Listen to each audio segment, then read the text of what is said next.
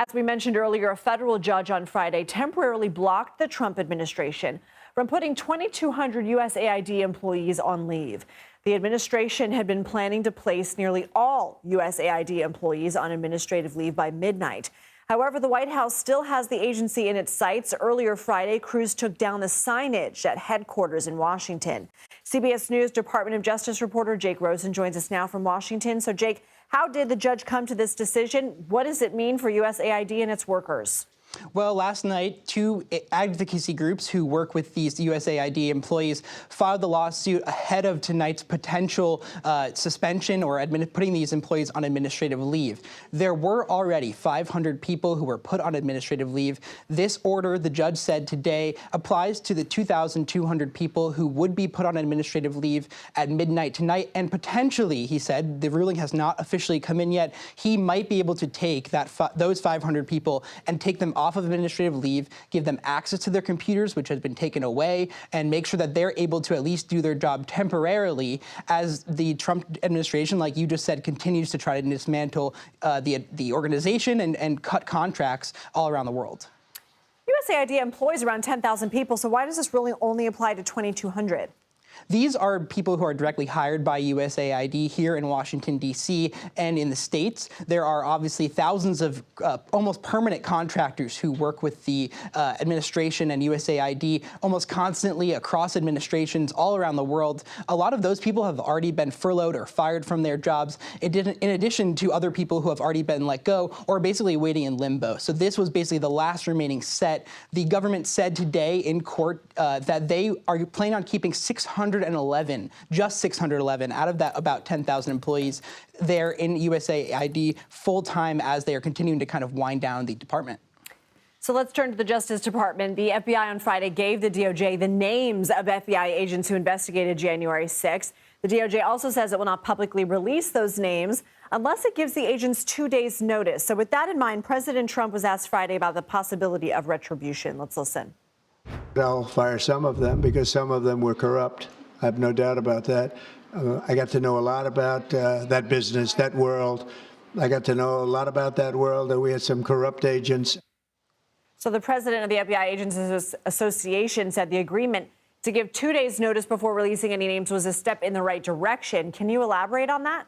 Right, and obviously the spokesperson for the FBI Agents Association does not want these agents to be fired. However, a 2-day heads up would allow these parties to go back to court to file a more permanent injunction. Right now, basically what there is a pause until March when both sides can file their briefs as to why this list of agents' names should stay private and not published over the long term. However, as we know, because of just the political environment that we live in, these names could still be leaked in unofficial channels. That remains the concern among the FBI agents who filed this suit and the FBI Agents Association.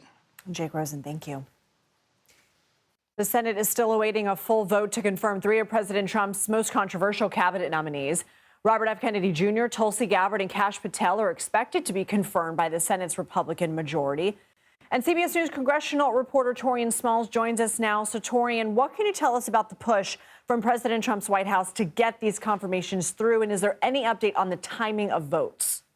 Yeah, especially wayward Republicans have faced an intense pressure campaign from the White House. J.D. Vance, the vice president, has served as this power broker, offering himself up to folks on the fence as a bit of a counsel, really, to help push them toward fast-tracking a lot of these nominees. We know that Senator Thune, the leader there for Republicans, have already put in cloture motions for quite a few nominees. But up first on the docket, I went back and reviewed what exactly we could expect for next week. Is Tulsi Gabbard. She's up first, a 5:30 p.m.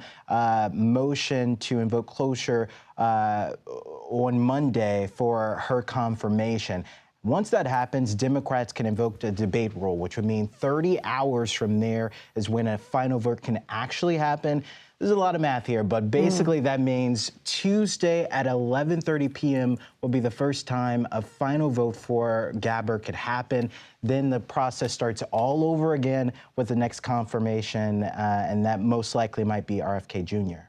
Some late nights in your world. President Trump will be hosting a group of Republican senators at Mar-a-Lago this weekend to discuss the budget. What can we expect from that meeting, and when will government funding run out? Yeah, what we're hearing from lawmakers who met with him this week is that the idea is to get on the same page, especially when it comes to this budget reconciliation package. There are competing ideas about how to push through the lion's share of President Trump's legislative priorities and how much can get done in one big, beautiful bill, as Donald Trump talked about on the campaign trail. Coming out of the meeting with the House Republican Conference this week, Speaker Johnson said that there appears to be a consensus that this can get done. A lot of the president's top line items, like continuing the 2017 tax cuts, also introducing other ideas that would include money for a border wall, is something that everyone in his membership seems to be on board with. The question is, and which is why we're seeing those conversations start tonight in Mar-a-Lago, is where do Senate Republicans land? Senator Tom Tillis, the chair of the Senate Finance Committee, says that it appears that everyone seems to be on the same page, but whether or not all of this can be done in one package before a March 14th budget shutdown deadline, I should remind you, is yet to be seen. I got less than a minute with you, but Tuesday, President Trump memorably said the U.S. will take over Gaza, sending shockwaves throughout the world. What else regarding that proposal has come out of Prime Minister Netanyahu's meeting with lawmakers on Capitol Hill?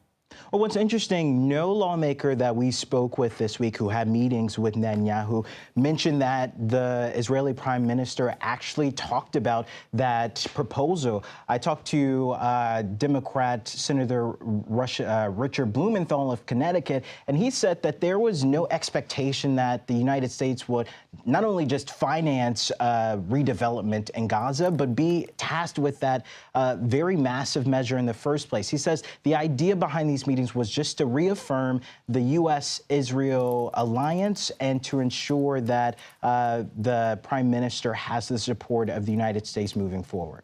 Taurean Small, thank you.